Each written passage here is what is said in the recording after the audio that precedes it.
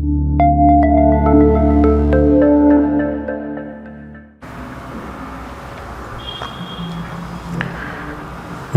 મિત્રો, એસપી કોચિંગમાં આપનું સ્વાગત છે। મિત્રો, આ વિડિયો સિરીઝની અંદર આપણે કમ્પ્યુટર જ્ઞાન ટોપિકના એમસીક્યુ પ્રશ્નોનો અભ્યાસ કરવાના છીએ।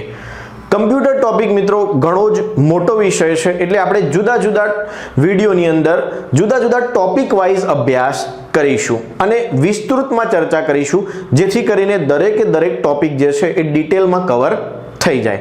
કમ્પ્યુટર મિત્રો દરેકે દરેક સ્પર્ધાત્મક પરીક્ષામાં પૂછવામાં આવે જ છે। ઘણી પરીક્ષાઓમાં તો 15, 20, 25 માર્ક સુધી પૂછવામાં આવતું હોય છે, એટલા માટે થઈને આપણે વિસ્તૃતમાં દરેક ટોપિકના પ્રશ્નો લાયા છીએ, જેથી કરીને બધું જ કવર થઈ જાય। સૌથી પહેલા જ મિત્રો આપણે કમ્પ્યુટરની પેઢીઓ વિશે અભ્યાસ કરીશું કે કમ્પ્યુટરનો ઇતિહાસ કેવો હતો, ક્યારથી કમ્પ્યુટર શરૂ થયા, કઈ પેઢીની અંદર કઈ ચિપ અથવા તો કયા પ્રકારના સોફ્ટવેર અથવા તો કયા પ્રકારની મેમરી જે છે એ ઉપયોગ થતો હતો, આ બધું આપણે કમ્પ્યુટરની પેઢીઓમાં અભ્યાસ કરીશું અને સ્ટેપ બાય સ્ટેપ દરેકે દરેક ટોપિક જે છે એ આપણે પૂર્ણ કરીશું।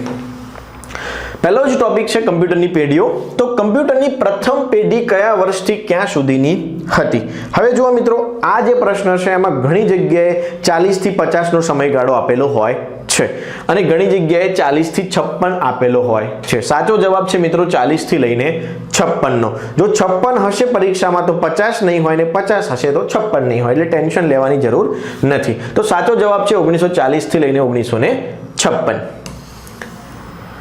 કમ્પ્યુટરની પ્રથમ પેઢીના કમ્પ્યુટર્સમાં કઈ ટેકનોલોજીનો ઉપયોગ થતો હતો, એટલે કે કયા પ્રકારની ચિપ અથવા તો મેમરીનો સંગ્રહ માટે શું વપરાતું હતું? તો મિત્રો વેક્યુમ ટ્યુબ જે છે જેનો ઉપયોગ થતો હતો પ્રથમ પેઢીના કમ્પ્યુટર્સમાં। ત્યાર પછી કમ્પ્યુટરની બીજી પેઢીનો સમયગાળો કયો છે? તો બીજી પેઢી જે છે મિત્રો એ 56 થી લઈને 1963 સુધીની છે, બરાબર છે। બીજી પેઢીમાં કઈ ટેકનોલોજી વપરાતી? તો મિત્રો પહેલી પેઢીમાં વેક્યુમ ટ્યુબ વપરાતી, જ્યારે બીજી પેઢીમાં ટ્રાન્ઝિસ્ટરનો ઉપયોગ થવા લાગ્યો। પહેલાના જમાનામાં મિત્રો કમ્પ્યુટર જે છે આખા રૂમ જેવડા હતા, બરોબર છે।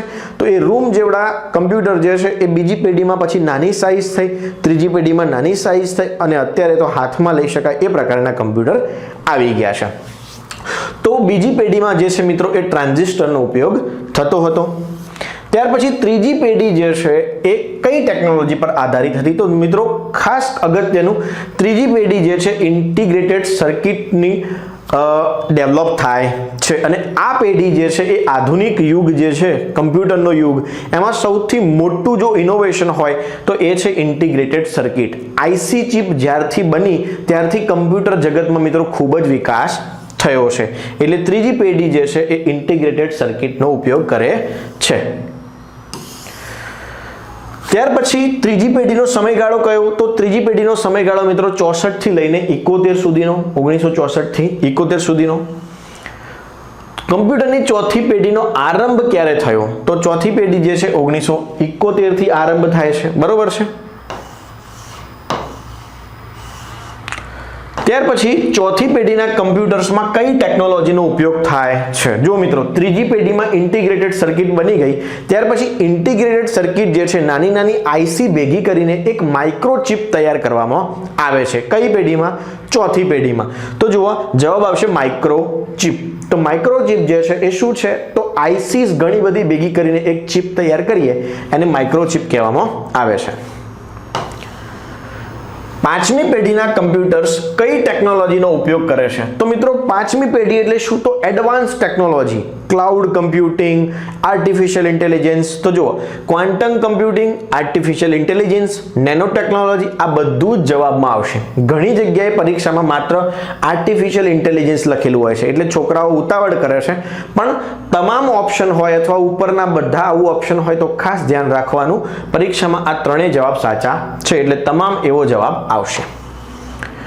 પાંચમી પેઢીનો આરંભ ક્યારથી થયો? તો 1981 થી મિત્રો પાંચમી પેઢીનો આરંભ થઈ જાય છે, બરાબર, અને અત્યાર સુધી પાંચમી પેઢી જ ચાલે છે। કમ્પ્યુટરની પ્રથમ પેઢીનો ઉદાહરણ કયો, એટલે કે પ્રથમ પેઢીના કમ્પ્યુટર કયા હતા? તો ENIAC જે છે એ કમ્પ્યુટરની પ્રથમ પેઢીનું કમ્પ્યુટર છે, એનું ઉદાહરણ છે। ત્યાર પછી બીજી પેઢીનું ઉદાહરણ કયું છે? તો મિત્રો IBM 1401 નામની સિરીઝનું કમ્પ્યુટર જે છે એ બીજી પેઢીનું ઉદાહરણ છે. આવા ઘણા કમ્પ્યુટર હશે મિત્રો. કમ્પ્યુટરની ત્રીજી પેઢી જે છે એનું ઉદાહરણ કયું? તો ત્રીજી પેઢી જે છે મિત્રો એ IBM 360. આ ખાસ યાદ રાખજો, પરીક્ષામાં પૂછાય છે. કારણ શું છે કે IC ચિપ ઇનોવેટ થઈ હતી. IC ચિપ જે છે એ ત્રીજી પેઢીમાં ડેવલપ થઈ, એટલા માટે એનું કમ્પ્યુટર પૂછવામાં આવે છે. IBM 360 નામનું કમ્પ્યુટર જે છે એ ત્રીજી પેઢીનું ઉદાહરણ છે. ત્યાર પછી ચોથી પેઢીનું ઉદાહરણ શું છે? તો મિત્રો આ Altair 8800 જે પ્રોસેસર જે છે એ ચોથી પેઢીના કમ્પ્યુટરનું ઉદાહરણ છે. પાંચમી પેઢીના કમ્પ્યુટર્સમાં કઈ તકનીકો ઉપયોગ થાય છે? તો મિત્રો પાંચમી પેઢી જે છે એમાં આર્ટિફિશિયલ ઇન્ટેલિજન્સ ખાસ વપરાય છે. AI ની મદદથી, એટલે કે કમ્પ્યુટર જાતે બધું કરી શકે એ પ્રકારના કમ્પ્યુટર ડિઝાઇન થાય છે.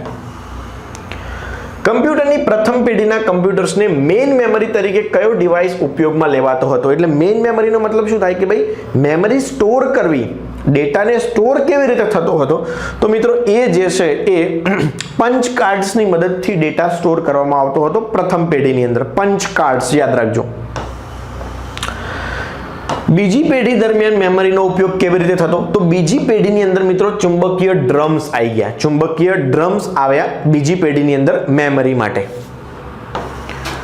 કમ્પ્યુટરની ચોથી પેઢીમાં કમ્પ્યુટર્સમાં મેમરી તરીકે શું વપરાતું? તો મિત્રો ચોથી પેઢી એટલે કે માઇક્રો પ્રોસેસર વાળી. તો માઇક્રો પ્રોસેસરની અંદર કેશ મેમરી વપરાય. કેશ મેમરી શું છે? તો સૌથી ઝડપી મેમરી કમ્પ્યુટરની એટલે કેશ મેમરી. કેશ મેમરીની અંદર શું હોય? વારંવાર જે ઇન્સ્ટ્રક્શન્સ યુઝ થતી હોય કમ્પ્યુટરમાં એને કેશ મેમરીમાં સ્ટોર કરવી, જેથી કરીને સમય આપણો બચી જાય. મેઇન મેમરીમાં એક્સેસ કરીને જ્યાં લાવે પ્રોસેસ થાય, પણ જો કેશ મેમરીમાં પડ્યું હોય તો ઝડપથી એક્સેસ થઈને ઝડપથી પ્રોસેસ થઈ જાય. એટલે સૌથી ફાસ્ટ મેમરી કઈ? Cache memory. કમ્પ્યુટરની ત્રીજી પેઢીમાં કમ્પ્યુટર્સ કઈ ફીચરનો સમાવેશ થાય છે? તો કયા ફીચર્સ? તો ઓપરેટિંગ સિસ્ટમ. ત્રીજી પેઢીમાં ઓપરેટિંગ સિસ્ટમ આવી ગઈ. મલ્ટીટાસ્કિંગ એટલે એક સાથે વધારે ટાસ્ક થઈ શકે. મલ્ટી પ્રોગ્રામિંગ, એક કરતાં વધારે પ્રોગ્રામ રન કરી શકાય. આ બધા જ જે ફીચર્સ છે એ ત્રીજી પેઢીમાં આવી જાય છે. જ્યારથી ત્રીજી પેઢી આવી ત્યારથી કમ્પ્યુટર જગતમાં મિત્રો ઘણા બધા ઇનોવેશન્સ થવા લાગેલા. કમ્પ્યુટર્સની કઈ પેઢી AI એટલે કે આર્ટિફિશિયલ ઇન્ટેલિજન્સ પર આધારિત છે? તો પાંચમી પેઢી, આપણને ખબર જ છે.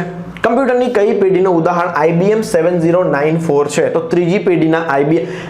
યાદ રાખવાનું IBM PC જે છે જેટલી સિરીઝો છે એ બધા થર્ડ જનરેશનના જ છે, એટલે કે ત્રીજી પેઢીના જ છે. કમ્પ્યુટરની કઈ પેઢીનું ઉદાહરણ ENIAC છે? તો પ્રથમ પેઢીનું કમ્પ્યુટર ENIAC છે. કમ્પ્યુટરના વિકસાવવામાં કઈ પેઢી IC એટલે કે ઇન્ટિગ્રેટેડ સર્કિટનો ઉપયોગ થયો? તો ત્રીજી પેઢીમાં IC નો ઉપયોગ થયો, ઇન્ટિગ્રેટેડ સર્કિટનો ઉપયોગ થયો. કમ્પ્યુટરની કઈ પેઢી સ્પીડ અને ક્ષમતા માટે જાણીતી છે? સ્પીડ અને ક્ષમતા. તો મિત્રો ચોથી પેઢી જે છે એ માઇક્રો પ્રોસેસર આવ્યા. ઇન્ટિગ્રેટેડ સર્કિટ આવવાથી શું થયું મિત્રો કે ઘણું બધું કામ આસાન થઈ ગયું, પણ સ્પીડ વધારવા માટે શું આવી? માઇક્રોચિપ આવી. એટલા માટે ચોથી પેઢી જે છે એ સ્પીડ, પછી જટિલતા જે પ્રશ્નો હતા એ બધા સરળ થઈ ગયા. આ બધું ચોથી પેઢીમાં થયું.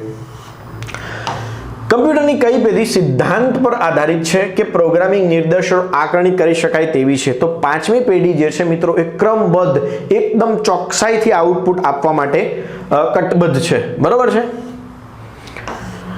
કમ્પ્યુટરની ત્રીજી પેઢીમાં કમ્પ્યુટર્સની રચનામાં કયા ફીચર્સ ઉમેરાયા હતા? તો મિત્રો ત્રીજી પેઢીમાં મિત્રો વર્ચ્યુઅલ મેમરી પણ આવી ગઈ અને સ્ટોરેજ સિસ્ટમ પણ આવી ગઈ. એટલે કે A અને B બંને આવશે. બરોબર છે. વર્ચ્યુઅલ મેમરી પણ આવી ગયેલી અને સ્ટોરેજ સિસ્ટમ પણ આવી ગયેલી થર્ડ જનરેશનમાં. કમ્પ્યુટરની કઈ પેઢી ઓફિસ એપ્લિકેશન માટે લોકપ્રિય થઈ? ઓફિસ એપ્લિકેશન એટલે શું? આપણે વર્ડ ઉપયોગ કરીએ છીએ, પાવરપોઈન્ટ ઉપયોગ કરીએ છીએ, એક્સેલ ઉપયોગ કરીએ છીએ. જે ઓફિસ એપ્લિકેશન જે છે એ જે છે મિત્રો એ ચોથી પેઢીના ખાસ કરીને ઉદાહરણો છે અને ચોથી પેઢીમાં આનો ઉપયોગ થતો હતો. કમ્પ્યુટર્સના કયા પેઢીમાં ઉદાહરણ IBM PC છે? તો IBM PC જે છે મિત્રો એ થર્ડ અને ફોર્થ, ખાસ કરીને થર્ડ જનરેશનના છે. યાદ રાખો. કમ્પ્યુટરની કઈ પેઢીનું મુખ્ય લક્ષણ બુદ્ધિ પ્રદાન સિસ્ટમો બનાવવાનું છે? તો પાંચમી પેઢી જે છે એ જાતે વિચારી શકે, જાતે બૌદ્ધિક રીતે વિચારી શકે એવા કમ્પ્યુટર્સ છે. કમ્પ્યુટરની કઈ પેઢી ઇજનેરો માટે સ્પેશિયલાઇઝ્ડ છે? તો નવું ઇનોવેશન સાયન્ટિસ્ટ લોકો માટે પાંચમી પેઢી જે છે એ આશીર્વાદ રૂપ કહી શકાય. એટલા માટે પાંચમી પેઢી જે છે મિત્રો એ ઇજનેરો માટે સ્પેશિયલાઇઝ્ડ છે.